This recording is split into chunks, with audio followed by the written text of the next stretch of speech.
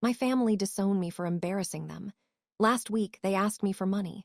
I, 27 female, haven't spoken to my parents in almost 4 years. Not because of one huge explosive fight, not because of abuse, but because I refused to keep being their secret. Growing up, my family was obsessed with appearances. Perfect photos, perfect grades, perfect church attendance, perfect Facebook posts. I was the mistake they tolerated. I wasn't rebellious. I didn't drink, party, or get pregnant. I just didn't fit the image they wanted. I was awkward, quiet, and I didn't excel at the things they bragged about to relatives. My younger brother, on the other hand, was their golden child. Star athlete, top of his class, everyone's favorite. Whenever he messed up, it was boys will be boys. Whenever I made the smallest mistake, it was why can't you be more like your brother? But the real breaking point came when I got my first real job. It wasn't prestigious, it wasn't high-paying, but it paid the bills and I was proud of it. My parents were. They told me not to tell anyone what I did for work. They said it was temporary and nothing to brag about. They asked me to lie to relatives and say I was between opportunities. At a family gathering, my aunt asked me directly what I did for a living. Before I could answer, my mom jumped in and said, "She's still figuring things out." Something in me snapped.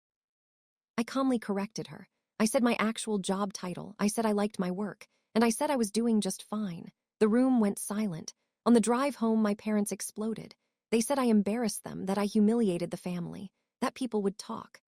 My dad told me if I insisted on being that honest, I could stop coming to family events, so I did. I moved out shortly after, stopped calling, stopped explaining myself, stopped begging to be enough. It was lonely at first, painfully lonely, but slowly my life got better. I worked my way up, got promotions, built savings, made friends who actually liked me, and for the first time I felt peaceful. Then last week I got a message from a number I didn't recognize. It was my mom.